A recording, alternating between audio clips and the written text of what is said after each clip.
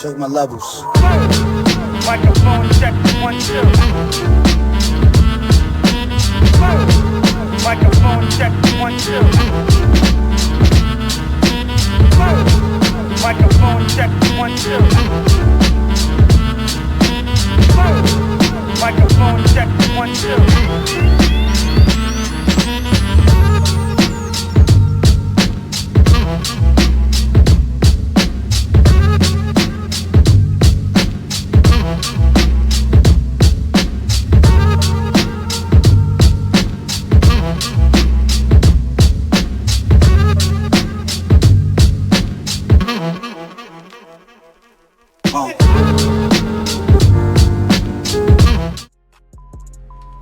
Side B Radio, who's this? Yo, can I hear that new Tekashi joint?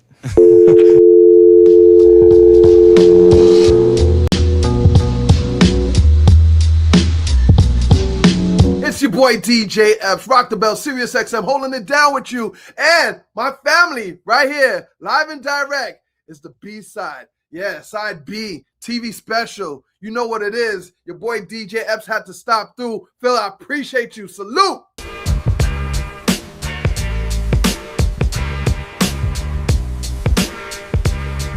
Hey, what's going on? This is Phil Jackson, host of Side B TV, being brought to you on the Channel Zero Network.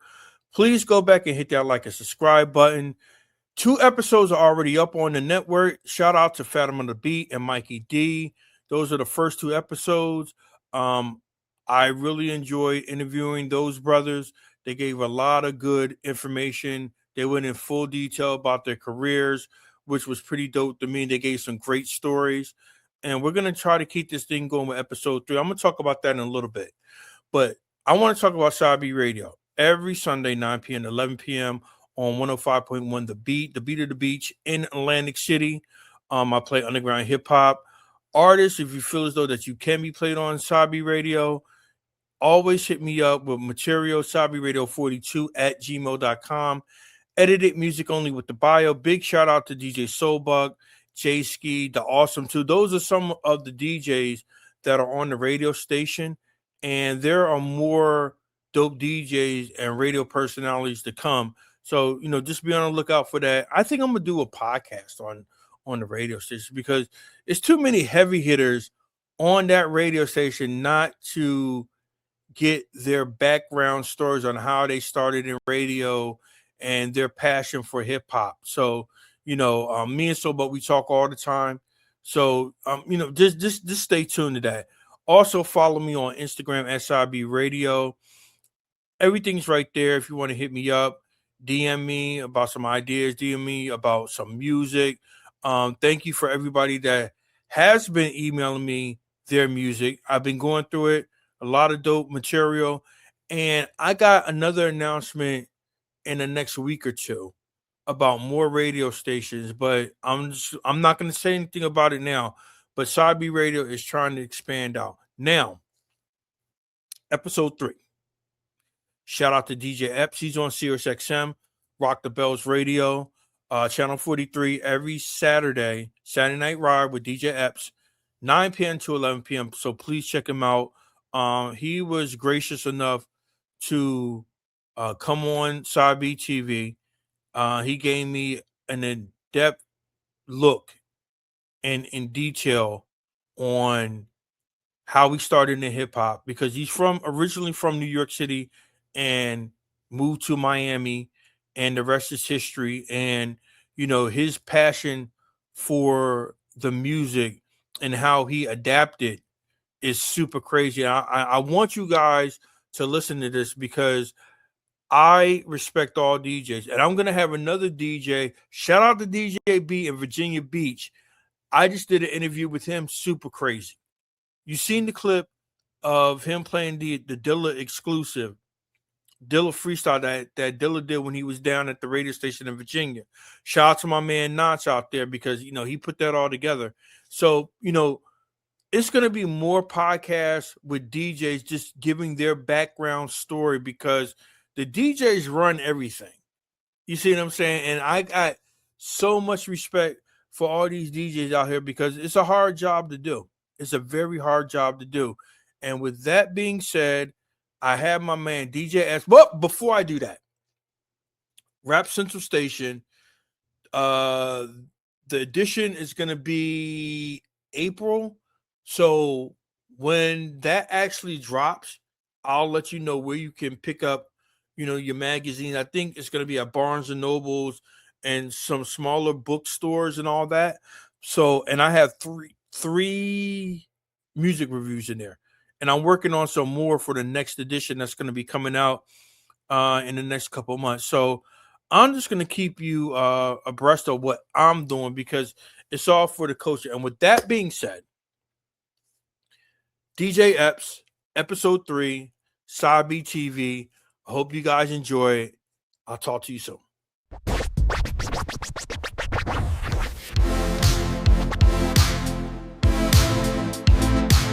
I have a special guest because we've been talking for maybe the last 2 weeks.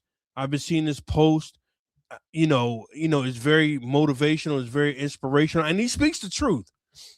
A lot of people might not like what he says, but he has a story, and he's not just a local. Not when I mean local, I mean he's not just in Miami. He's everywhere. He's on Sirius XM. He has New Music Mondays. This guy's all over the place, and he's really making noise. I want to bring, he is the first interview of the new year. I got my man, DJ EPPS on Side B TV. What's going on, sir? Oh, Phil, everything's good. Happy New Year to you, my brother. Happy New Year to you, too. Look, before we start, yeah, congratulations on everything, man, because, you've been tearing up the airwaves, for the last couple of years, man. And, your story is so inspirational, not just for DJs. Just look, if you stick with your craft, no matter what it is, you could be successful at it. And, I want to thank you for coming on, man, because you are very busy. And we're going to talk about a whole bunch of stuff. And I'm not going to keep you too long because I know you're busy. I see the plaques up there. So we good. We hanging out. I know you busy. But I want to start, man, just by you're from New York. Right. Real quick, what part of New York are you from? I'm from Manhattan, Spanish Harlem. Okay. St. Luke's Hospital. If you know that area, you know what's up. You know what I mean? New York. I love New York. No, that's what's up. That's what's up. So when did you move down to Miami? When was that whole transit? Were you still small or your teenage years? Yeah, I was still a baby. No, I wasn't a baby. I was coming out of elementary. So by the time, I was going to 7th grade, it was time to move to Miami. So okay. I want to say that was like 89, 90. So, but at that time in New York, I was feeling and understanding what I wanted to be and what I wanted to do. And that was right. DJing. I'm Haitian, so I live in a Haitian household. So I was listening to a lot of Caribbean music, growing up, but I was also listening to, WBLS, listening to, Red Alert, Funk Flex, and so on. And watching MTV Rap and watching, Ed Lover and Dr. Dre sitting in front of turntables. So I was just putting everything together. So by the time I hit Miami, I kind of, put everything together and started going full throttle on exactly what I want to be and who I want to be. So when you moved down to Miami from New York, was that somewhat of a culture shock? Because, New York City is just New York. I mean, there's no explanation. You don't have to explain New York, how New York is. Everybody knows how New York is. That is the hub of the East Coast. But going down from up north to down south, how was that transition for you? It was kind of simple and easy to get up and go, because what it was is that my mom went to move down there for a year first to get everything settled before she brought me over there.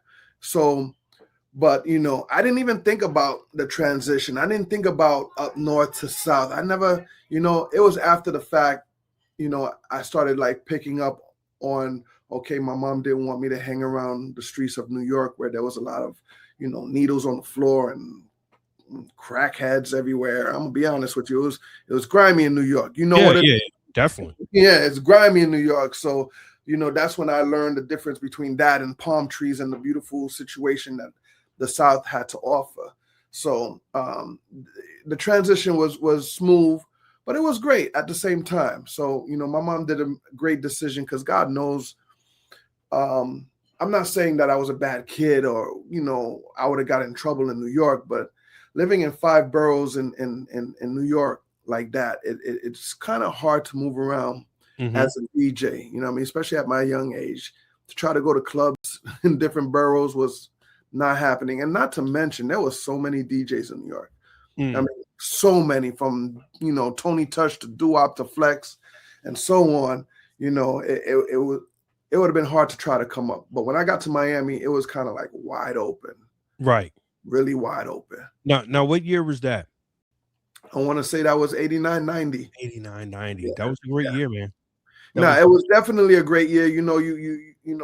I'm coming out of New York, visiting the Wiz and picking up my Big Daddy Kane, Long Live the King, the album, my song, my special ed, you know what I mean? And then going into the 90s era, growing up on, Biggie and Pac and all that, but at the same time, learning the South, learning about Uncle Luke, Poison Clan, and Uncle Al and everybody from Atlanta as well. So, it was great learning experience music-wise. Right. Definitely. Now, I know the one thing, real quick, I want to, sidetrack a little bit. I listened to the interview that you did with the Poison Clan on your Sirius XM radio. That was a phenomenal interview. I salute you to that, bro, because you're bringing that to the masses because like a lot of people don't know their story, and that's the one thing I like about your radio show on every Saturday, 9 to 11, because it is a story. And when I mean that it is a story, every record has a meaning where you place the records. It is a perfect. It is so perfect what you do, and your blend. We're gonna talk about your blends too, because your blends are super dope. But speaking of the music, because like the 90s, 89, 90 is starting to blow up. And then you're going down south. And it's a little different. It's a little bit slower. So like was like music wise, was that a hard transition for you? I wouldn't say hard, you know what I mean, but it was just definitely different because I'm learning bass versus hip hop, even though it's all in the same category, the same genre. I had to learn bass. I had to learn booty music. I had to learn strip club. I had to learn, how the South dances. And there was dance move like, Kid and Play and New York had their own dance move. But believe it or not, the South, Miami had their juking and jiving and sticking as well. You know what I mean? So, it was great to learn that, you know what I mean? But at the same time, the Vanilla Ice, the MC Hammers was part of growing up listening to them too. But, of course, they had their own wave. They had their own sound. They had their own territory, you know what I mean? So I think me moving to the South gave me a great learning experience about all types of hip hop. Right. All types of hip hop. So, big shout out to Miami, and I appreciate Miami for adopting me and helping me build my brand and allowing me to bring my New York flavor down to the South, but blending it together. That makes me different from an all Miami South DJ or all New York DJ. You know what I mean? Like when were they kind of territorial when you oh, you're from New York, and when you first came down there and you really wanted to get into like the whole DJ culture, like were they kind of a little bit not wanting to show you anything or trying to put you on? So like how was that whole process? All my life, I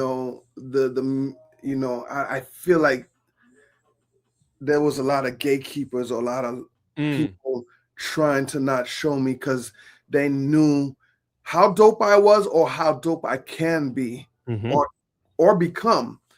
So, there was a couple of DJs that I rocked with, I grew up with, you know what I mean, that, that we did things for our city, you know what I mean? Shout to Uncle Al, rest in peace. He gave me some knowledge about Miami music, about Miami artists.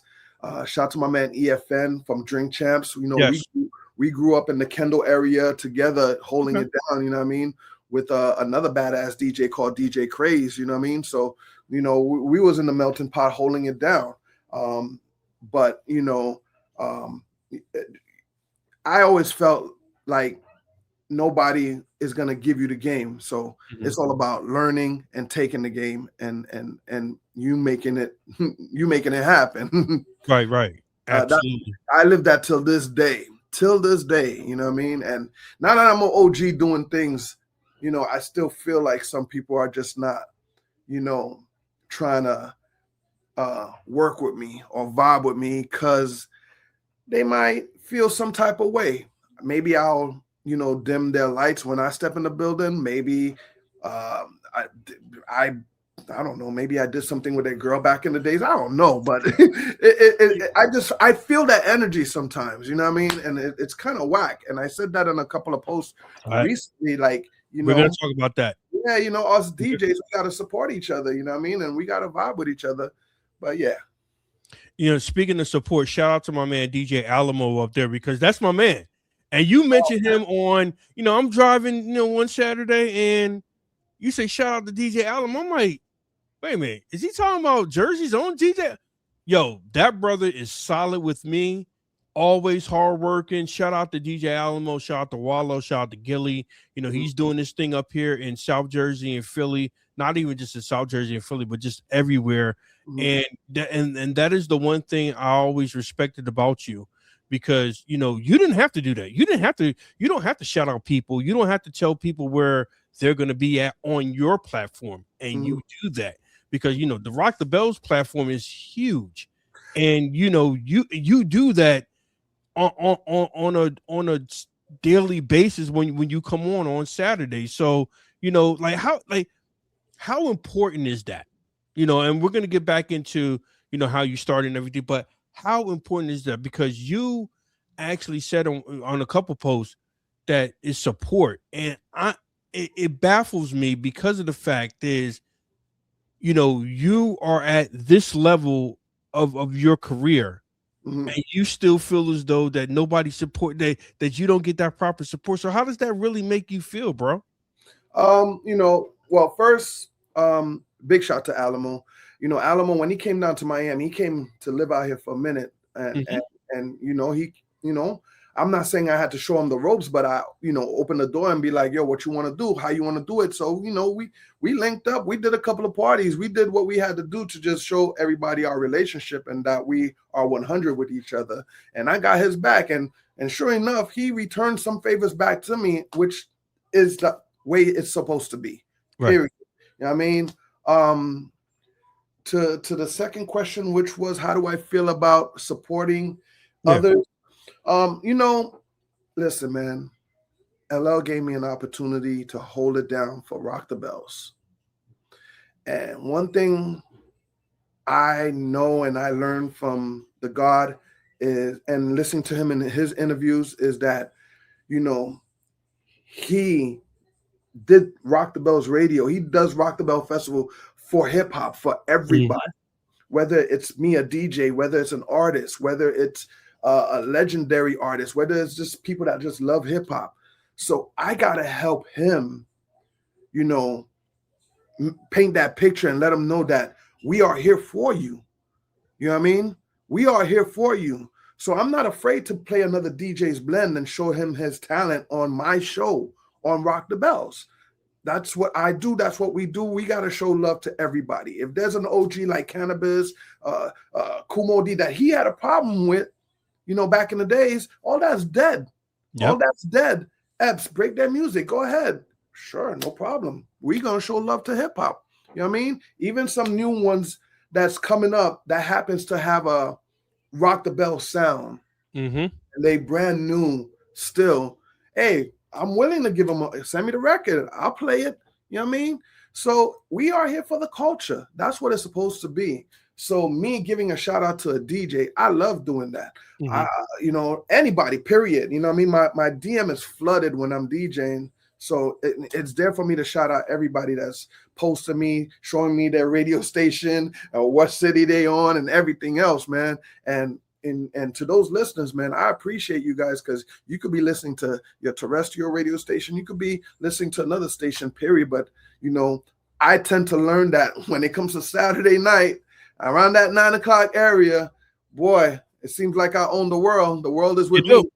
No, you do. No, and that's facts, man. Because like I said, your show is a movie, and you lay out everything from the first record to the last record, and even when you talk in between, you just lay everything out perfectly. Now, your first DJ job, how was that experience, and where was that at?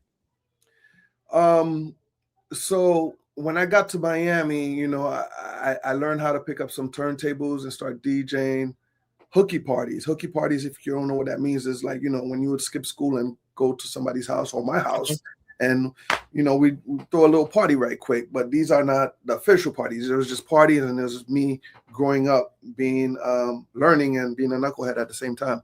But for my talent to be recognized through that, to go to and started DJing for the frats and the fraternities and the sororities over there, those were great opportunities too. Shout out to my man Finesse Mitchell. If you don't know who Finesse Mitchell is, he's a comedian. You've seen them on SNL, Friday Night Live, Caddyshack, Wendy Williams show, and all that. He gave me an opportunity to come to the dorm and just play for him and his crew and his parties. And that, just lit my name up. But the first official paid joint gig, I would have to say it's on South Beach, when I was walking down on Washington Avenue. At that time on Washington Avenue, you had a bunch of clubs on different streets, but on 12th and Washington, there was a club called Mickey Roy's with a huge doorman by the name of Big Rich. And I don't know where I was coming from, but I had my crates in my hand, and I'm walking down the street, and I'm hearing hip hop in this club as I'm walking in front of it. And I looked at him. I said, "Hey, man, is it possible I could come spin? Come do what I..." And he looked at me. Actually, he looked down at me because he was about like 6'4", and I was a little young Epster. And he looked at me. He was like, "Shorty, you come in here, you wreck it, I'll give you a job every week. But if you are whack, I'm throwing you and your crates out on Washington Avenue." Wow. So I looked at him like, that's a huge challenge, but I'm gonna go for it. That's opportunity. Never take an opportunity for granted. Like, you gotta go with your gut feelings. You gotta go with what it is. So he let me in there, and sure enough, man, I shut it down to a point that, people are walking out his club like, "Yo, who's that DJ? Like, you need him all the..." Like, they sent him the message, and when I was walking out, he was like, "I'll see you next week." I'm like, "Yeah." It's like, "This, I'm gonna pay you every week." And I was like, I'm happy with that. Like, I'm a young guy, getting a couple of hundreds, like, still in high school. And I'm like, wow. And sure enough, and we called the party Sugar Shack. We was also the first mainstream hip hop party on South Beach. Like, everything was EDM or house music. It was something else. You know what I mean? Hip hop wasn't accepted just yet on South Beach on the strip. So I am, I don't beat my chest about it, but I am the first one to help put hip hop on South Beach at that time. You know what I mean? And as we was growing, the conventions like How Can I Be Down, Make Sure Power Summit, stuff like that was coming up. And now you got all types of artists walking around, being an artist, shaking hands, kissing baby, being a celebrity, but they hear this sound, they hear hip hop, and they go into my party, and from there, man, for free, they'll jump on stage or jump in my DJ booth, and they'll come up rocking. I'm talking about Beatnuts, Wu-Tang, Eminem, man, the list goes on. Hip hop was coming to hang out with me. So that was my first gig, Sugar Shack in South Beach. Definitely. How long did you have that gig? Man, I had that gig for, man, we held that down for about 5 years plus. Okay. Wow. Yeah, 5 years plus. And we learned how to grow out of South Beach. We took it across the bridge elsewhere. So the name Sugar Shack just held on for a long time. It was like, I don't want to say exactly like the tunnel, but the name was just right as popular, you know. So when it came to hip hop, everybody was coming to Sugar Shack. And then after that, man, another party, legendary party, recognized what I was doing. Like, that was another thing too. Like, I was my own promoter. A lot of DJs don't know how to get down on that cool herc stuff. Like, DJs, learn how to promote your own party. Can't wait on these promoters because you're gonna be waiting a long time sometimes. So once I started doing that, another club was like famous. Okay. Like, they had the type that has to pick you to get in the club. You know what I mean? Okay. You know what I mean? Like, Madonna was in there, Prince was in there, Jerry Seinfeld. All these guys would be in my DJ booth when they started booking me to do that party. So that was my second legendary big moment party on South Beach. Okay. Now, the mixtape era, because that's when it was, it was at the height, of hip hop, the hip hop culture mixtape era. Were you ever involved in that? And did you put out mixtapes in Miami? Yeah, I put out some mixtapes. I learned how to do some 4-track mixtapes. Those were fun eras. I wasn't the best at it, but I did put some out, and I probably was one of the only ones putting out. My boy EFN was great at that. Okay. But I was doing my thing sometimes. One of my big mixtapes was one I did with DJ Camilo. Like, he did his New York vibe and I brought my Miami vibe, and we brought it together. It was great. You know what I mean? I did some heavy rotation mixtapes from Europe and stuff like that. It was cool. But I knew that wasn't my pocket. Party rocking was my pocket. Like, yeah, I was watching Kid Capri and wanted to be just like him. You know what I mean? Learn how to rock a party. Like, man, when you see a room shake, it's a different feel, a different atmosphere. And that's what it's all about when you DJ in a party. You got to make that room hum. And till this day, not too many DJs could do that. Right. No. Look, real quick, I don't want to get off subject. I'm not a DJ. Right. I'm a radio host. I've been doing radio, professional radio, for over 25 plus years. And I never professed myself to be a DJ, but I always respected the hell out of DJs. Right. And that's why on my radio show, on my couple radio shows I had on FM radio, I had DJ Soulbug, from out of Jersey. I had legendary DJ J Ski, DJ Crazy Bizarro from out of the Beat Miners camp. Right. I had like DJ Alamo. So I had like, I always respected the DJs, and I always felt as though, like you said, they're the party rockers, they're the orchestrators. They are you guys are the heartbeat, not even just of parties, but just hit the hip hop culture alone. So my next question is, when was that moment? Because everybody has that moment in their career that is like, yo, because I know you say you did the Sugar Shack for 5 years, and you did another legendary club, and you had, all these artists come down, and you were actually one of the first DJs to have hip hop artists. Well, not just hip hop artists in Miami, but you were responsible for that because they would have to come to see you at your clubs. Right. When was it that? What moment was that? It's like DJ EPPS is finally. I think I made it. Because everybody has that moment. When these parties was going on,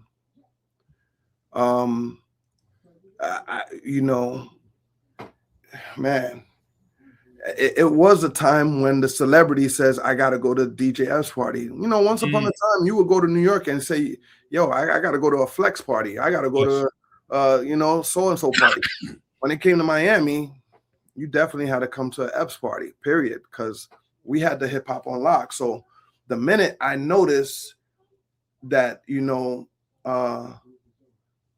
Smalls calls me while he's on Collins Ave shooting a video with Jay-Z and so, and says, yo, I'm on South Beach, man. I heard you the men out here come pull up on me and that's kind of like when it hit me like, oh man, I'm that guy. Did you excuse me, did you say, how did you get my number? You see what I'm saying? I know how you got my number, because back in the days, all the record labels tend to get in touch with certain of us DJs, whether it's me, Khaled, EFN, and so on. They would get in touch with us, you know what I mean? So I had a lot of bad boy representation hanging out with me every time they come to Miami or they need the help breaking their records. Okay. So, I guess it was just like, Biggie asking them, yo, man, when I go to Miami, I need to meet that DJ, whoever's, the man out there. And that's how that happened. You know what I mean? And from there, always build a report with those guys. If they come to Miami, I wouldn't say they had to check in, but they did, Right. check in. You know what I mean?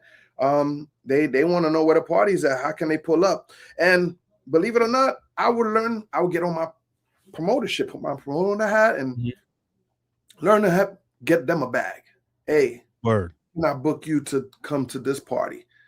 You know what I mean? Or, I'll get a sponsor to put up the money and we'll book, the Red Alerts, the Enough, the Raekwons and so on. And I would make that movie down here in Miami, Florida. So yeah, man, those times right there when those artists hit you up and they want to go to your party, they want to be on your music, they want to be part of your videos, they want to be part of your movement. It's just telling me that, okay, I'm growing, I'm getting there. And then when I had to do my own tour in Europe, that's when I kind of probably also said, like, okay, I'm that guy. So let me ask you about your tour in Europe. So what year was that, and who did you go on tour with, and how was that whole experience right there? I went on tour by myself. I was a headline DJ. Big shout to my man Sia. First, before Sia, big shout to my man Sab and Tony Touch. Tony would go over there. As I'm looking up to him, he was going over there a lot. And there was a time that he couldn't go for whatever booking, for whatever reason. And him and his management hit me up and says, yo, EPPS, they asking us who's the next best DJ. And we feel like you're the one that could go out there and represent us and do what you do. And sure enough, man, they sent me out there to Germany. And then, man, after that show, the booking agent was like, he couldn't believe the love I was getting and the energy I was giving, and the performance from beginning to end was just, to them, great. So every other month, if not every month, I was going back and forth to Europe, Switzerland, France, Finland, Belgium, and so on. And they were booking me because my name started getting big over there. And that right there felt good, to be my own identity and not really rolling with an artist. Right. You know what I mean? It was DJ EPPS headlining from Miami. You know what I mean? At that time too, I was helping out G Unit. So, they were also calling me a G Unit DJ. So, things like that kind of help. Yeah, things like that kind of help. You know what I mean? So I would go on the road representing myself, but tagging along, the G Unit name and so on. That's what's up. Now, explain to the audience out there how much they appreciate the hip hop culture overseas. I mean, because I never been overseas, doing hip hop, but I've heard so many stories from artists and DJs like yourself. But I want to hear from you, from you. How much do they appreciate hip hop? Man, Europe, their energy is so different over there. And it's not just hip hop. It's just simple fact they love music. You know what I mean?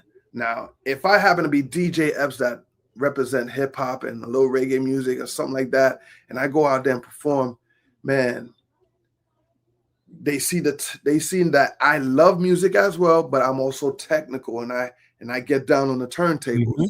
So over there's a lot of hands up, screaming, Mhm. partying, smiling, drinking, socializing, and so on, versus what you see in America, which is a lot of style and profiling and Yep. standing on couches and probably on your phone and so on. So the energy over there is different, you know. I'm proud to say when I went to Europe, I introduced them to you know, Pitbull, Flow Rider, Ross. You know what I mean? They never heard or knew about that sound till I brought it to them over there. So yeah, man, they was and that made Pitbull, Flow Rider, and so Mhm. on become this household Also name. megastar, not just a star, megastar. Yep. You know what I mean? Because it's really hard to sell records overseas. You know what I mean? You know, if you're doing hip hop, you're doing great, but those guys, they are doing phenomenal because they are on another level. They, you know what I mean? Their music is on another level. You know, introducing them to Ross was kind of difficult. Really? Really. Because why? Ross was, to me, and of course us in the United States, was amazing. Like you know, we love Ross till this day. But European market, they didn't understand Ross. They didn't understand Jeezy just yet. They didn't understand that trap mentality that was just bubbling. Okay. I see. They were stuck on their Yin Yang Twins, their Petey Right. Pablos. Right. You know, Dirty South, as what they would call it back in the days. Till this day, they call it that. But they were stuck on that type of South genre. But you know, now, man, you know, hip hop done change, and it's great to see that I was one of the first to introduce them out there. And I look at them like, damn, man, took you a little while to catch up. Even over here, man, as I was going over there, I'm picking up stuff like music and artists, and I would bring it to the United States. And people looking at me like, what you playing? I'll never forget it. Punjabi MC. Okay. You hopefully I remember what I'm saying. That I remember. Punjabi MC. Yep. You know, I picked that up over there. Hold on. The rock in the bill. Just in case you didn't know what I was talking about. But that record, I bought that over here, and I bought it without Jay-Z. It was so hard over there. I'm like, I'm bringing that back to the States. And I would play it. And then next thing you know, it got so popular that Jay-Z got on it. So it's like, you know, I was very proud. I don't beat my chest about some of these things, but I was very proud that I know I could influence hip-hop listeners, major artists, and so on to look another direction or another certain type of artist and so on. So yeah, man, over there, Europe, Asia, Middle East, their energy is different. And I am proud, happy, you know what I mean, to say that I'm still going over there and I'm still performing. I'm still shutting it down. I'm about to go over there to Germany with Lil Scrappy. Okay. Yeah, we're going to the Middle East. We're going to go to Switzerland as well. So yeah, man, you know, I love it over there. Now, you're talking about, you know, the height of your career, you know, you're over in, you know, overseas, you're parlaying with, you know, with these artists, with this artist, that artist. Has there ever been a time that in DJ EPPS' career, in the beginning, not now, but that you always, that it was like, man, I don't even know if I want to do this shit anymore. Have you been like that ever in your career? That happened 5 years ago. Really? Talk about it, brother. Let's talk about it. In the pandemic, I sat here. We was indoors for a whole year. Everybody was indoors. There was no clubs. You couldn't go outside. COVID was out there heavy. And this made me sit home and reflect on what's going to happen next. Are the clubs gonna ever open again? Is it gonna be the same? What's gonna happen? Like, you know what I mean? I was really like preparing my mind to get ready to have another profession, do something else, whether it's open up a restaurant, something else, you know what I mean? And then a friend of mine was like, yo, Epps, things gonna get back to normal. What you need to realize is that you've been on your feet since the early 90s. Mm-hmm. You've been doing it every day and you've been doing it nonstop. And to the people that really follow you and see you, they know that you have no days off. You're not vacationing. You're not letting up. You're not, you know what I mean? You put the foot on that neck and you keep going. But this is the year for you to really relax. Just relax. Just sit back. If you don't smoke no weed, smoke a little weed, try it and just relax. You know what I mean? Just think about things and just relax. Relax your bones. You know what I mean? Let your wife rub your head. You know what I mean? Let the kids enjoy the times, you know, that you're home every day. Take that year off. And I never looked at it like that. And then when he said that, you know, it hit me like, you know what I mean? Wifey was on my ass. What you gonna do next? You know what I mean? You know how I know. You gonna DJ all your life? Yeah. You know what I mean? But when that hit, she was in my ears and she was like, yo, you need to just prepare. And she was right. But at the same time, it was good to know that the pandemic is there to teach you the pandemic is there to break you and to see how you could come out the other side of the tunnel. Yep. That's what I learned. Absolutely. You know what I mean? It also breaks you down. It opens your eyes to who's gonna stay with you, who's gonna fall off, who's gonna betray you, whose mask is gonna fall off, who was always fake and never real to you. You know what I mean? And all of that in one nutshell. And it was. Real quick, you know, this is my observation on the pandemic. It made you self-sufficient. It made you, if you were creative, it made you be even more creative. It made you think about everything. It made you think about your career, your family, because like you said, we didn't know what was going to go on. You know, we thought that, okay, well, this is just the normal. And then lo and behold, you know, the one breakthrough was D Nice. You know, he started everything, you know, like just DJing, you know, online and everything. And, you know, that actually gave us, you know, something positive to look forward to. And then once things started opening back up, you know, now like you guys are in full gear. But I want to talk about, you know, just breaking records, you know, because talk about breaking records, I want to give D Nice the ultimate props because he was part of like reviving me as well. Okay. Because when the pandemic hit and I'm wondering what I'm gonna do now, you know, my fan base was hitting me up and saying, yo, why don't you do like D Nice and turn on the phone camera and DJ for the world? And I said, okay, cool. But as I'm doing that, I'm watching every DJ in the world doing the same thing. So it's like, how can I be different? Mm-hmm. How can I be different? And I guess to answer your question that you're probably going to ask is, yo, get on the gram and start breaking new records for all these new artists that need help. You know what I mean? And you know, I always throughout my career loved breaking new records. So it was a no-brainer. So yeah, I turned on the gram and started, you know, doing that. And it worked. It worked to a point that, you know, I created New Music Mondays, you know, for everybody to submit their music early and then hit me up and we break music. We listen to new music, all genres, not just hip hop. You know what I mean? Rock, slow jam, R&B, reggae. It doesn't matter. Afrobeat, Latin music, doesn't matter, man. Send the music. Let's break it. Because I felt like that's an element that a lot of DJs don't know how to do or don't want to do it. You know what I mean? So I was very known for that.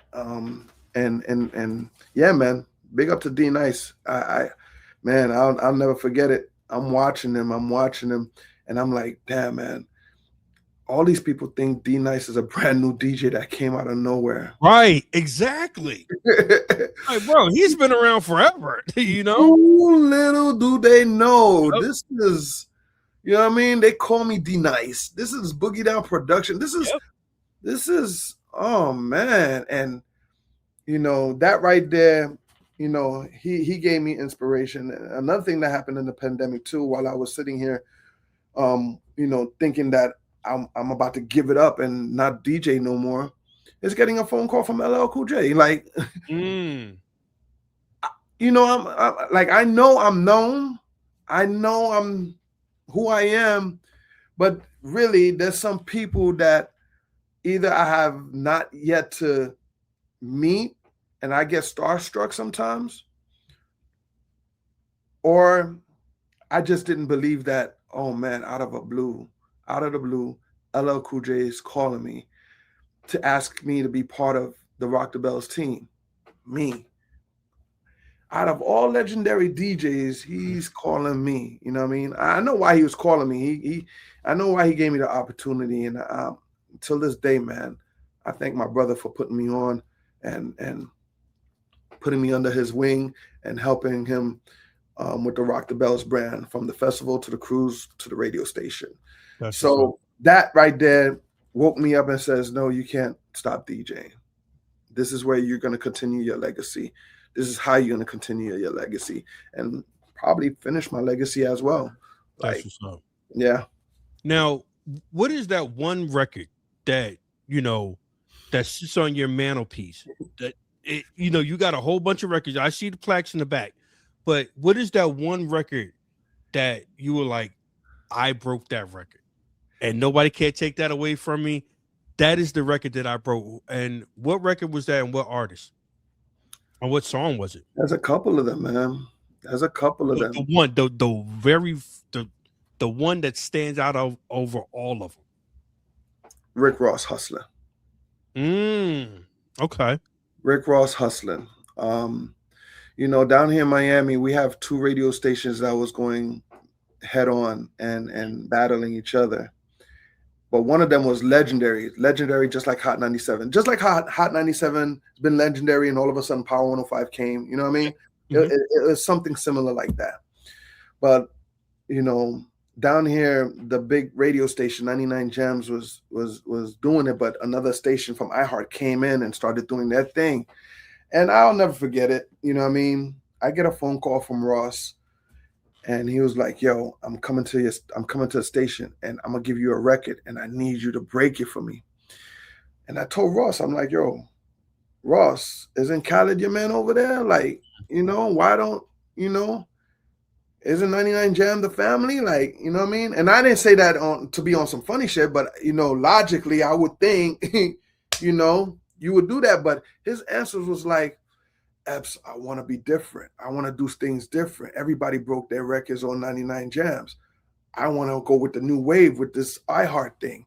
And I couldn't knock him for thinking Ross was always different and ahead of his game. Mm-hmm. That's why I always love him to this day. And he was like, yo, and EPPS, you're on 8 o'clock prime time. I'm going to need you to break this record for me. He didn't even give me a record. He gave me a CD. It just said Hustling with a black Sharpie on it. You know what I mean? And Ross, you know what I mean? I'll never forget it. He met me downstairs in the lobby. He had his white tank top on with I think army fatigue shorts, no belt, sagging, underwear showing, with slippers on. Like nowhere close to what you see Ross in. Like that's probably the last time I've even seen Ross in rags. And I'll never forget that. And that same night, I broke it, and everybody was going crazy and like, yo, that's Ross from Miami? Yo, what's that record you've been playing? It's been crazy. And I did my thing on it. And once again, I'm not the type to, you know, gloat and beat my shit like I'm the best or I did it first. I'm not that type of person. But yes, if you're going to ask me a story, if you're going to ask me a question like that, that's it. And once I did it, you know, I'll always take the credit for it, and I'll tell you the story about it if you ever ask me. But you know, after that, the other station heard the record, probably wondered why they didn't get it first. Mhm. But they ran with it like, you know, they don't want that broke Ross. By all means, you know, you could do that. But I know the story. Some people know the real story. And that's what it is. You know what I mean? And you know, Ross Hustlin' was that record. Yes. That's what's up. Now, talk about, you know, your radio career, you know, on terrestrial radio, man. So like how was that whole experience, man? Because I assume that every DJ feels as though that, you know, they want to get that shot on FM radio, and still even to this day, you know, because like a lot of people say, oh, radio's dead. Radio is not dead. You know, so let's just cut all that bullshit out right now. Radio is not dead. You know, it's just it's new waves, but radio is still where it's at. So tell me how was it, you know, being a part of FM terrestrial radio? In Miami, before I got on terrestrial radio, it was underground radio stations. We had, Yes. you know what I mean? We all know they're not legal, but it was great Mhm. times to be on underground radio stations. You know, so when I was on underground radio station, I was popping off doing my shows and breaking records, once again, new records. And that right there alerted the big radio stations to Mhm. like, where is that record coming from? Oh man, these guys are playing it on the underground radio station. That's how it works. So once you know the popularity grew about like, oh, you know, EPPS is on underground radio station and he's breaking new music. We need him on terrestrial radio. We need him on this station. Mhm. And you know, and that's how, and I end up, you know, advancing and moving up to those radio stations. Now in Miami, you know, we have 3 major hip hop radio stations. You know, I felt like, you know, respectfully, I love all of them, but I felt like they never utilized me properly. They never utilized my brand properly. So I learned and I realized, you're just using me. You're just using me. You're using my talent. You're using my skills. You're using my knowledge with what's new or what's hot in the streets. But you're not gonna let me become who I really need to become. Mm-hmm. You always, you know, man, in the DJ world, Phil, is like we feel like we're DJing with handcuffs behind our back, literally. Okay. So if you don't let me do what I need to do, you know, it's not gonna work. It's not gonna work. You know what I mean? That's why, you know, there's certain DJs out there, fuck that, I'll say it, like Flex, Khaled. When you give those people power, they do what it do. And guess what? They bring you ratings. Mm-hmm. Let them do what they do, and they bring you ratings, period. Someone's going to get suspended. Someone's going to get, you know, pop out here and there, but you got to let a DJ do what he needs to do to get your numbers up, and also make sure he is, you know, becoming that person. But these stations at that time, man, you know, I felt like they wasn't utilizing me properly. And, you know, I'll just go and do my thing here and there. And I felt like a little radio whore. I was bouncing radio stations and whatnot. So at that time, it's like, man, I need to get on Sirius XM. I need to, you know, it was once upon a time wishing upon a star that, damn, man, when am I going to get on Sirius XM? And sure enough, man, sitting in the pandemic, and that's God right there. That is God. Yes, sir. That is God right there. He knew my dream. He knew my passion. He knew what I wanted. And you know, I learned to be patient with him and wait for a special moment to come. And sure enough, sitting here in that pandemic, wondering what I'm gonna do next, Sirius XM came. Hey, now I got the #1 show on the weekend. Yes, you do. Yes, you do. And they let me do what I do. And I got the #1 show on the weekend. They got the #1 show on the weekend. that's what it's all about. Like I don't like LL trusts me. My PD trusts me with programming my 2-hour show. And man, I couldn't, man, that's a blessing. No restraints, no handcuffs. I mean, you get to pick your own music opposed to terrestrial radio. You have to play certain songs.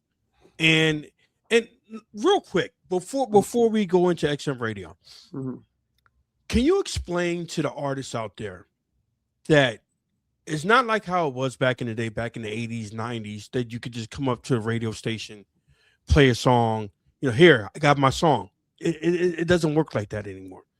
Could you explain to them how difficult it is to get played if you're an independent artist on FM radio? So I'm gonna have to disagree. Okay. Okay, artists, you can go to the radio station.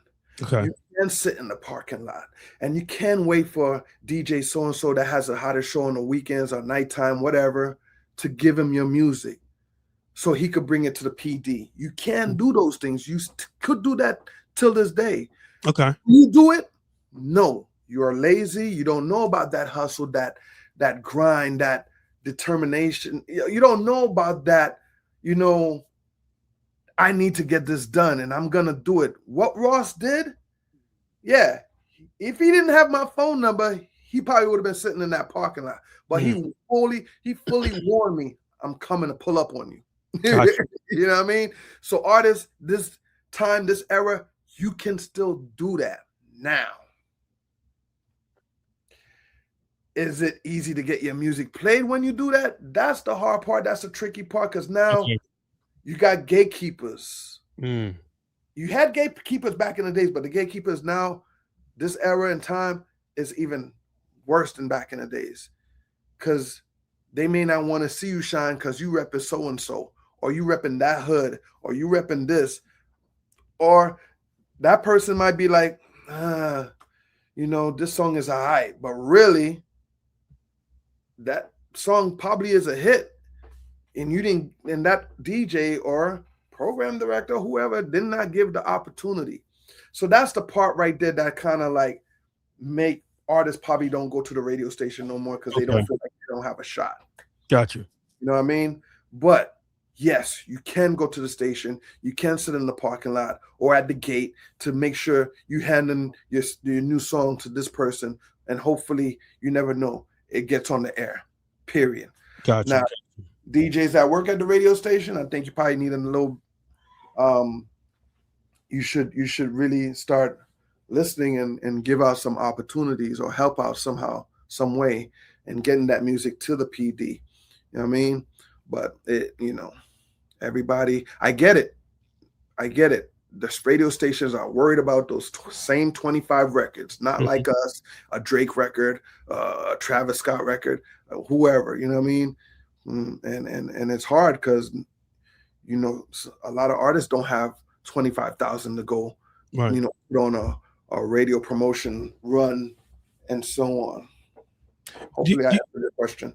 Do you think that some DJs, excuse me, do you think that some DJs actually know that the records are good, and they're like, you know what, I want to secure my job, I don't want to ruffle any feathers, so I'm not even going to try to take it to the PD?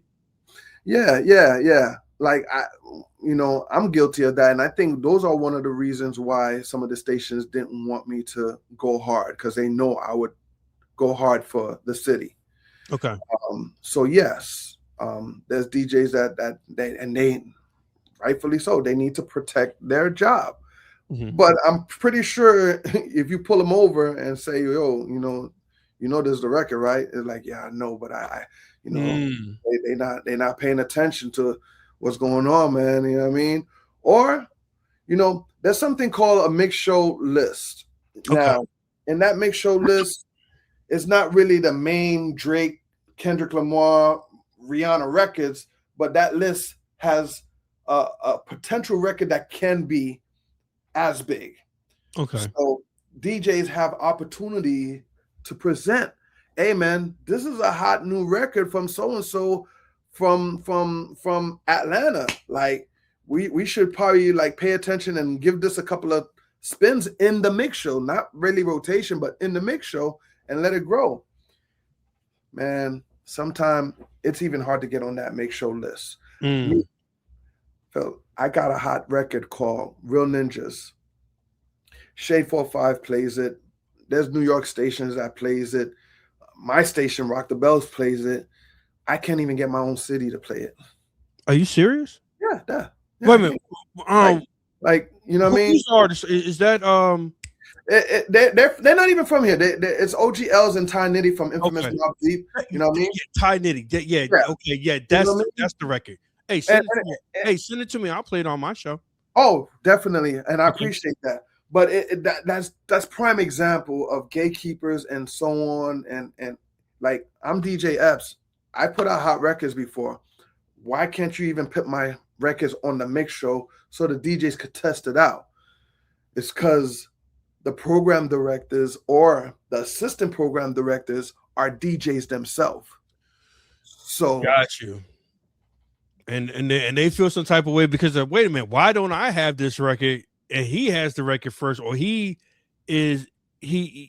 down with such and such artist and I can't even do that. No, I'm not playing this damn record. I can see either that or they just have a heart where it's saying, I don't want to help that man elevate and surpass. Just to keep it 100. When you say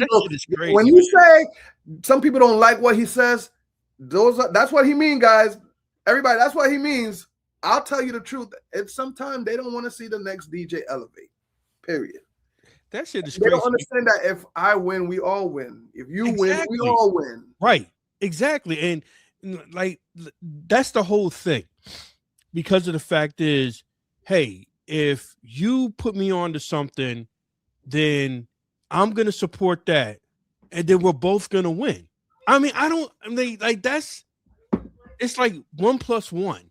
I mean, it's not 1 + 1 = 5. It's 1 + 1 = 2. I mean, simple. It's simple math, bro. I think once upon a time I thought my city was the worst when it came to that. You know, when it comes to that saying crab in a barrel, man, forget about it.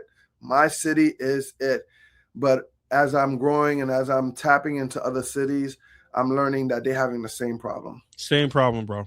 Yeah. Same problem. They're having the same issue. Jersey, Philly, same problem. But what is that one record that DJ, not saying that you passed on, but what was that one record? It's like, yeah, I should have been paying more attention to this because I had this first, but I really wasn't focused on this record. What was that one record that slipped through your hands? There's a couple of them. I'm gonna be honest with you. You know what I mean? I think a couple of Yin Yang Twin records, like Salt Shaker. You know what I mean? There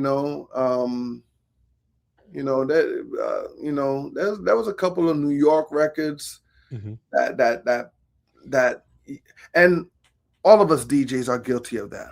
Right. You know what I mean? We just may not like it. It may not be our taste. I'll never forget it. Nori's my boy. I love him to this day, but I wasn't too thrilled about his flow and some of his music. You know what I mean? So I wasn't too crazy about breaking it. But, sometime the massive speaks and, you don't want to miss that train. And if you did miss that train, it's all right. But you got to listen to the massive. So if the massive's saying they want to hear what in the club and they go crazy, and that's what it is. That's what's up.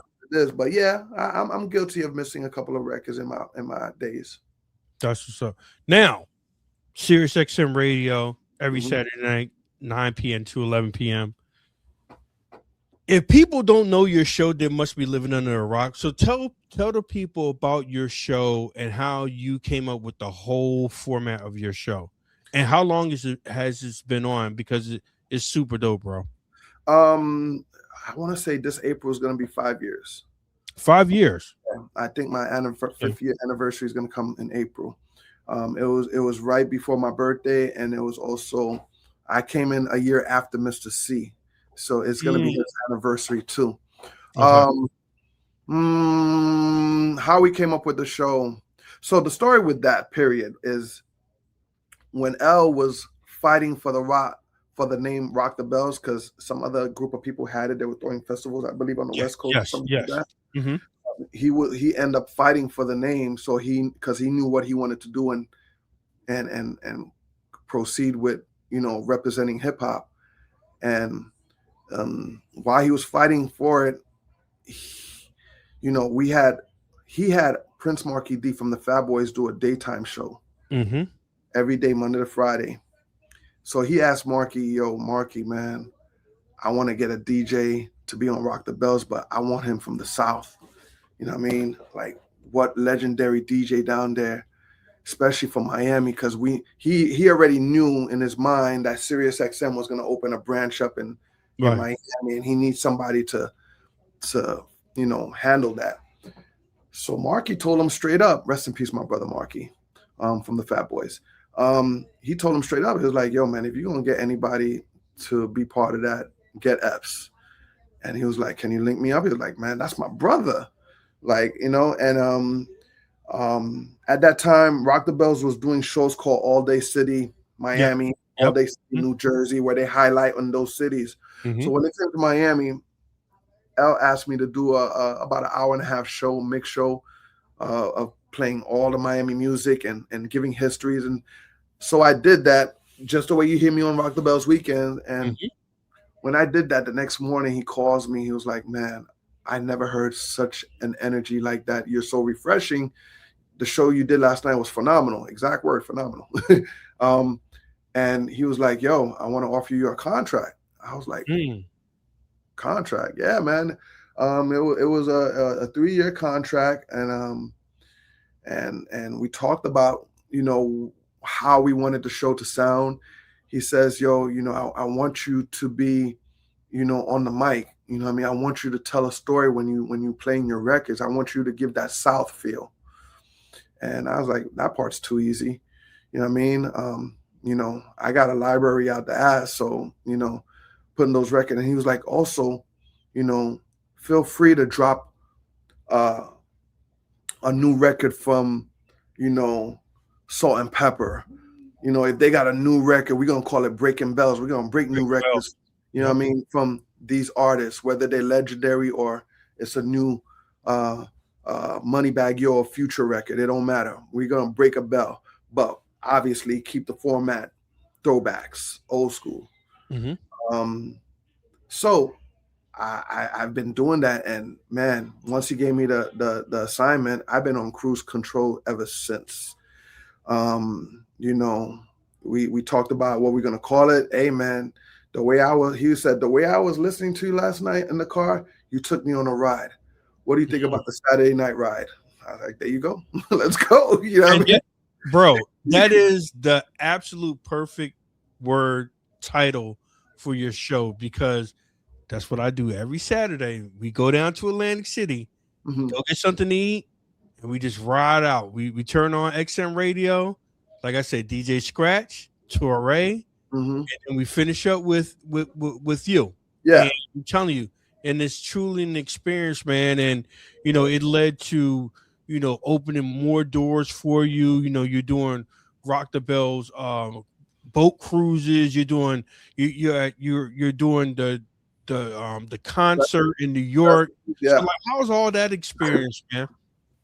Man, the experience is fabulous, because now going back to, that pandemic, sitting there trying to figure out life, here I am. God just presented me this whole mission to just blossom, to grow, and to continue the legacy.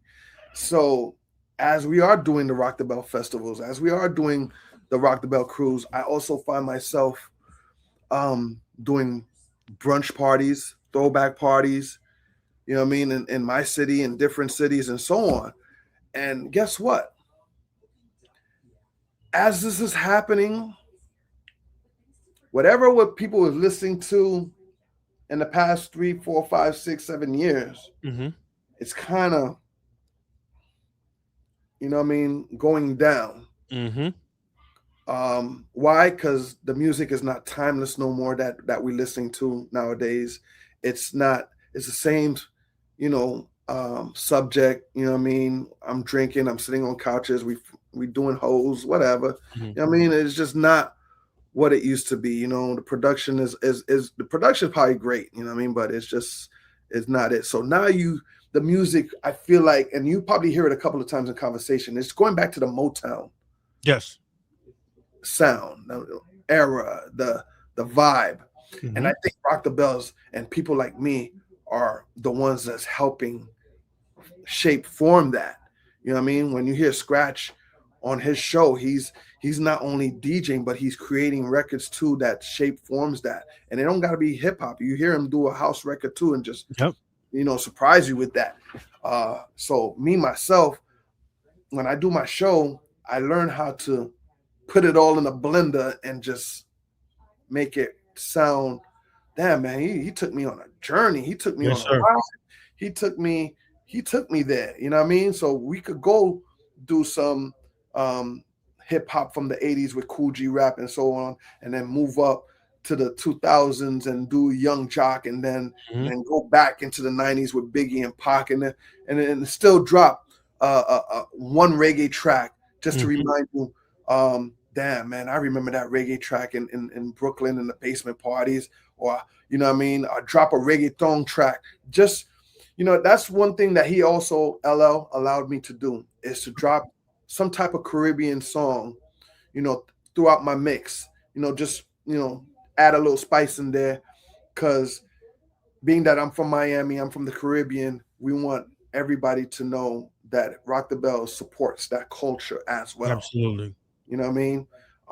So, you see us, we going to Rock the Bells. We going to Jamaica this year, what I mean? And we got Patra on there. We salute her, we support her, and we're about to go have some more fun out there. So yeah, man, that's how the show came about. And to see people in my DM when the show goes on, and people in my DM and telling me, yo, I'm in my Uber, I'm in my Lyft, I'm driving, you making my work go by fast when I hear you on, you know what I mean? Or same as you, me and my wifey, we're in Atlantic City driving, and yo, you got us entertained. It's amazing. It's overwhelming. It's heartfelt to know that there's a lot of people listening. A lot of people. A lot of people listening. Not only that, not only the fan base, not only friends and family, but the major artists. Mm-hmm. The major artists, when they hit me in the DM or they call me direct, like boy, I hear you going in. I knew of your name, but I didn't know it was like that. You know what I mean? That right there, it's my hair standing up. That gives me goosebumps. That gives me goosebumps, man. And to know that I could, link or relink with Smooth the Hustler, or Kwame, or Warren G, and so on. Those hip hop is my father. I like that. My dad was never around. Nothing against him. He's a cool guy. Yeah. I know him and everything, but he was just never around. So hip hop is my father. Got you. You know what I mean? So I treat the game, I treat the culture, I treat Rock the Bells as if, that's the number one radio station, and I happen to have the number one show, and that's what it is. That's what's up. Hey, look, we only got two more questions. I know that you are a very busy man. My one of my questions is blends. How important is that for a DJ now, in this current state, to have blends? I mean, because your blends are super crazy, and like some of the stuff that you be blending, I'm like, where'd you come up with that? It's like what was your thinking when you came up with some of your blends? So like how important is the blends now for DJs? I don't know. I can't speak for all DJs, but the fact that even after the pandemic, I noticed a lot of blends are coming out from certain DJs, which I salute. But I always knew how to do blends. I just never took it as a real hobby now. I do like I do right now, Mhm. but at the same time, blends kind of came. Well, in my eyes, blends kind of came from like uptown New York. You know what I mean? You know, listening to Dirty Harry, DJ Juice, Mhm. G-Bo, and all of them. You know what I mean? I enjoyed listening to it. I thought blends was fabulous. Like, oh man, that shit sounds sick. Mhm. So now I live in the South. I still hear uptown blends. So Mm. it's like, okay, if I'm living in the South, I would like to hear Anita Baker over a Trick Daddy, which I Mhm. just recently did, and it's just flying off the racks. You know what I mean? You know, I put Dead Prez with Sexy Red. Nobody even think that That was. was crazy. Yeah, that blend is that blend. When I was driving, I was like, "How the hell did Oh he do man, that?" and that slaps. So once I come out my box and do something different like that, it separates me from what you usually hear. And it's just, yes, I want people to be like, yo, did I just hear what I just Mhm. heard? You know what I mean? And if I get an opportunity to put the video together, forget about it.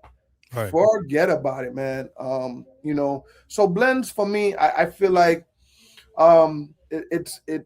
it's part of my mix. It has to be part of my mix. It makes, you know, the way I do my parties, and sometimes I have a crowd around me, and you know, I do live streams sometimes. I like to see the reaction of people's faces Yeah. when they, those reactions are Exactly. priceless. You know what I mean? So blends are great. And I create my own blends now. I can't speak for other DJs. I hear pre-production blends from other people. You know what I mean? Mhm. And the young ones, I don't think they know how to do them. They just probably, you know, picking them up from a record pool and playing them. So I tend to know. I tend to sit at a party and watch a DJ, and next thing you know, my blend pops up.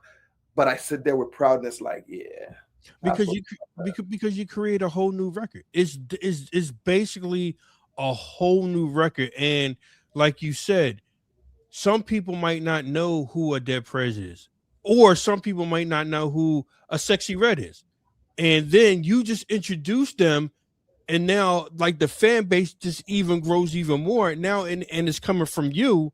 Now Mhm. they're like, well, what do you have next in store for us? I mean, so like your blends are super crazy. And you actually on your show, you actually tell DJs, hey, look, if you want my blends, just hit me up on the DM. You know, I'll give them to you, and you know, promote your blends real quick. How many like do you have like a whole catalog out right now?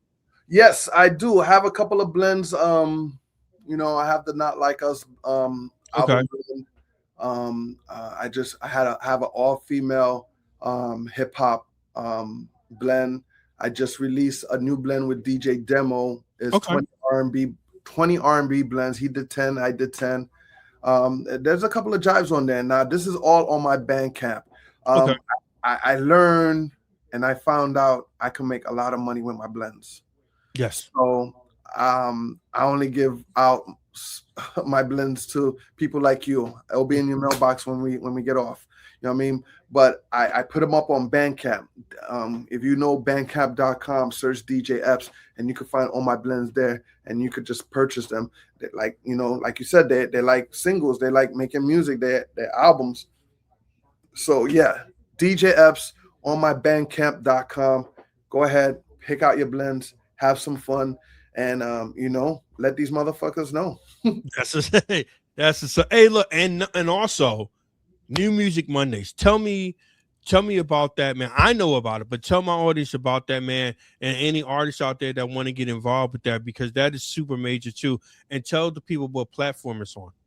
New Music Mondays is on all my platforms. So once I go live on my Instagram, my OBS turns on my Twitch, Facebook Live, YouTube Live, and TikTok. And I play new music from everywhere. Any submissions that come through djepps.com, you could submit your new music to djepps.com and pick out the New Music Monday package, and we could just you'll be on the list to play your music. We also have other packages on there to help promote your music. You know what I mean? You know, we could do live performances. You could be on my Spotify playlist. Consulting, we do that too. You know what I mean? So we do all of that. But New Music Mondays at 10 o'clock on my IG Live is the main big platform. Everybody tunes in. And what's great about New Music Monday is that this is where you test your records. Mm-hmm. This is where you test your records. You got live people in the comments saying if it's good, if it's trash, it needs to be recorded, well, re-recorded, whatever the case is. You know what I mean? I feel like this is the, you know, I feel like I created the new mixtape wave, but on an Instagram. You know what I mean? So you have an opportunity to be on a playlist. All you got to do is go to djeps.com and pick the New Music Monday package, and let's get it on. Now, are you still associated with Red Coral? No. It was a great tryout. It was a learning situation for me. Nothing against Red Coral, but I just didn't feel. I felt like I gave so much and a lot, and I didn't get enough. Gotcha. From the business, you know what I mean? But there's 20 episodes sitting there. There's a season sitting there of New Music Mondays, and I learned to that. You know, what I learned with Red Coral is that I could probably possibly do something like this on your own. On my own, correct? Absolutely, on my own, and unless somebody has a platform and they drop that bag to me, I'll be glad to produce these shows for you. Because, you know, one thing about what I learned about New Music Mondays and going on the road and hitting the roads and talking to people, interviewing, it just kind of reminded me of Rhapsody BT, how Big Tigger was out and about and, you know, interviewing this person. I think that's what's needed. And I'm going to help bring that back very soon.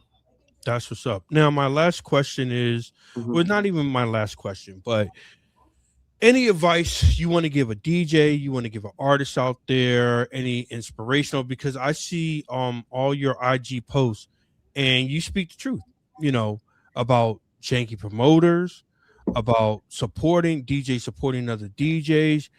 You know, well, the last one that I saw was about promoters, you know, and you just broke it down, you know, like you told promoters stop being janky. You see what I'm saying? And, you know, you got to pay the bar, you got to pay the DJ, you got to pay the artist. So, you know, any words of encouragement that you can give to any artist trying to break in, you know, in the hip hop culture? Well, understand when I do those posts or my morning daily sayings and whatnot, it's not just DJ, man. It's everyday life. Everyday life. Everyday life of anything, you know what I mean? Whether it's you know, being a good person, whether it's being motivated to get up and you know, go find a new job, whatever, man. Like I think it's just my job to help create the world to do better, you know what I mean? But definitely, you know, I do want to dwell on the music and the DJ world, because I feel like I said, with Rock the Bells, I have an opportunity to help shape the music to become better. So I utilize that, you know, those posts to do that. So what I would like to say is, you know, it's the basics, man. Stay humble, keep your grind on. You know what I mean? Keep the foot on the gas. Go full throttle. Don't let nobody tell you can't do it. You know what I mean? Just do it, man. Just do it. Knock it out. And you too could be as successful as DJ EPPS, as successful as you know, Kendrick Lamar, Drake. You know what I mean? You know, the famous basketball players. You know, some of y'all clown them, but you know, people like Jake Paul and Logan Paul and what's the influencer with the dreads? Well, he had dreads, he cut it off, but you know him too. You know what I mean? Yeah. All these guys follow their dreams, and now they just bigger than life. Gillian Wallow, like, you know what I mean? Look where Wallow came out of. Yes. Look where he's at right now. Like, you know, you could just be a better person, become a better person if you just keep doing right and showing people how to become a better person and doing right. You know what I mean? So that's what I want to say. That's what's up. How can people you know, follow you and support you? So give out all your social media handles and anything that's important for for people to know who DJ EPPS is? At DJ EPPS everything, man. All my social media is at DJ EPPS everything. Once you see DJ EPPS, understand, a lot of DJs tend to have the same names, but there's only one DJ EPPS. So if you see DJ EPPS, you see that logo with the fist like that, just know that's him. You know what I mean? DJEPPS.com, log on to the website for my merch. You know what I mean? Definitely get the merch. If you want to book me, especially if you want me to come to your city, your party, whatever, I'll be glad to come shut it down. DJEPPS.com. My team is waiting for you. Hit me up. Once again, you can catch me on New Music Mondays at 10 o'clock on my IG. You can catch me on Rock the Bell, Sirius XM, Channel 43, 9 p.m. And it repeats again at 1 o'clock in the morning now. If you don't have Sirius XM, man, I advise you to subscribe. And that's one thing that I think my Sirius XM is happy. I'm not the one that's waving a flag like, yo, come over here to Sirius XM and subscribe, because you want to be on the Rock the Bell cruise. A lot of people got on the cruise and they don't have Sirius XM, but they just heard about it. Yes. And then once they got to see DJ EPPS in life and DJing and watch Scratch and watch Chuck Chill Out and all these, man, they get home and they subscribe. And subscribe, yep. Yep. So subscribe to Sirius XM so you can hear some of the dope stations. But Channel 43 is the number one. Rock the Bells. That's what it is. But at DJ EPPS, all platforms, hit me up. But if you want to book me, more importantly, DJEPPS.com. I'll be glad to come, shut it down with you. Hey, look, EPPS, I really want to thank you for coming on, because you gave everybody hip hop 101, DJ 101, and just to follow your dreams and just your journey through music. And you're not even done yet. Shout out, and also too, big shout out to you and Rampage, because that birthday song is super crazy. Oh man, yo, yeah. I appreciate that. It's good to know that, it's records like that to let me know that I could create more hit records. Mm-hmm. And yeah, big shout to Rampage, formerly from the Flip Mode Squad. He helped me out with that record, and it's been doing great so far. And I appreciate all the support, and thank you for recognizing that. I really appreciate that. Yeah, man. Hey, look, man. Look, I enjoy, listening to you every Saturday, and we're friends on Instagram, and now, since the new year started, you're posting more, like not even just music wise, but just life lessons to go by. And that's why I wanted to reach out to you, man, because I'm like, I really respect you as a DJ. I said, but what he's saying right now, I really respect that. I said, I gotta get him on the show. I know you're busy, but I said, I had to try. I know, we're new to each other, but I'm also learning how to be a funny guy too. So, big shout to my management, letting me know this content create world is something I should look into. And I try to make everybody smile and laugh and whatnot. So, thank you to all the new followers, that the new team EPPS, I appreciate you guys. Phil, I appreciate you, man. Thank you for having me on the show. Can't wait to come up there and come visit you one day, or to the Rock the Bell cruise one day with the wife. You know what I mean? Hey, make it happen. Hey, real quick, because my wife is upstairs right now because I'm recording. Could you shout her out? Because she was like, "Can you tell DJ EPPS that I love your show?" Can you shout out my wife Phyllis real quick? I normally don't do this, but I got to do this. What's her name? Phyllis. Well, first of all, before I say this, you guys gonna get a major shout out this Saturday on Rock the Bells. Like I'm gonna like, you know what I mean? I'm about to make a movie. I appreciate you for bro. Even making this happen for me. So yeah, Phyllis, it's your boy DJ EPPS, Rock the Bell, Sirius XM, holding it down with you and my family right here, live and direct. Is the B side. Yeah, side B, TV special. You know what it is. Your boy DJ EPPS had to stop through. Phil, I appreciate you. Salute. Hey, real quick, bonus. Can you give me your drop? Can you do your drop right now? Of course, man. Here it goes. DJ EPPS. Hey, yo, EPPS, let these motherfuckers know. I love that. Hey, look. Hey, look. Hey, you want to hear the story behind that? Yeah, go ahead. This has been a saying for me. I was back in those radio days we was talking about earlier. you know, Diddy would come to the radio station and he would come visit me and you know, we would do an interview.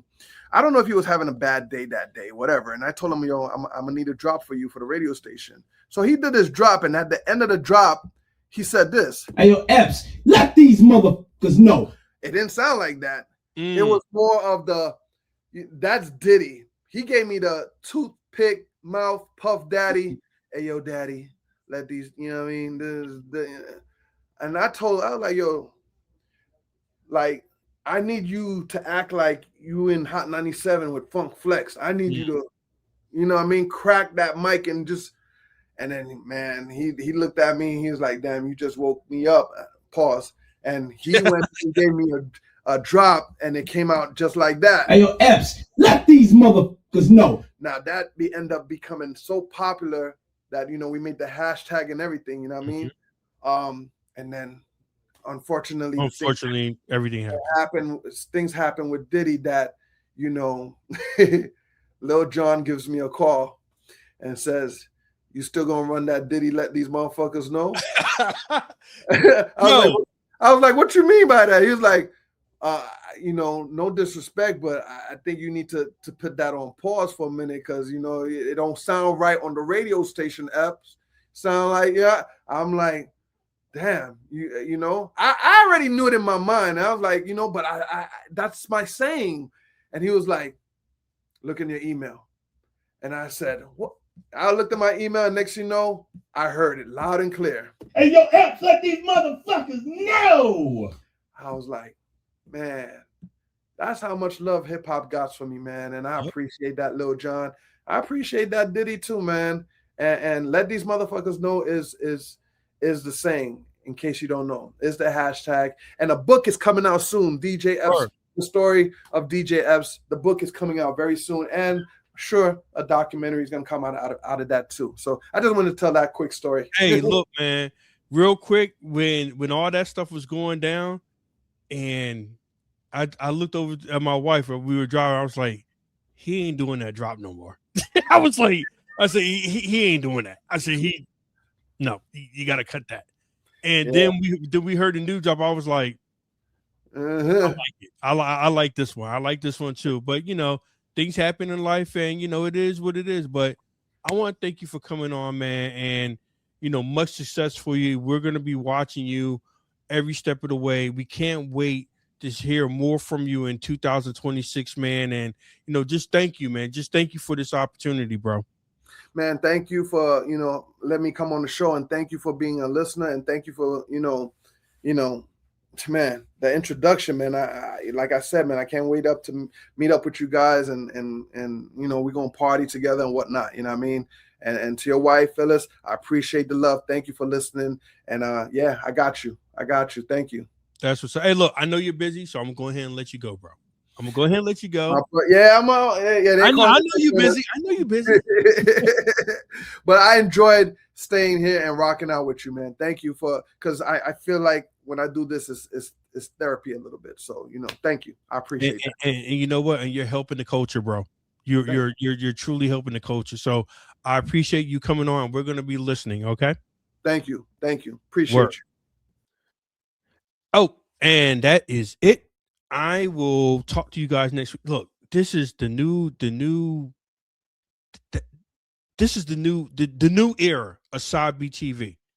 This is the new era, and, you know, I appreciate DJ S for coming on. You know, please check him out every Saturday, 9 p.m. to 11 p.m. And the repeat comes on at 1 a.m. on Rock the Bells channel 43. Look, man, this is how we're doing it, man. Side B TV, Phil Jackson signing out. I'll talk to you guys pretty soon.